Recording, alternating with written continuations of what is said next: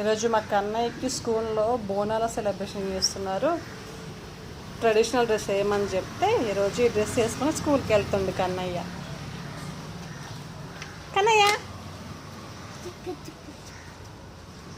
మా కన్నయ్య డ్రెస్ ఎలా ఉంది? బాగుందా? హాయ్, ఇది చూడు కన్నయ్య, ఇక్కడ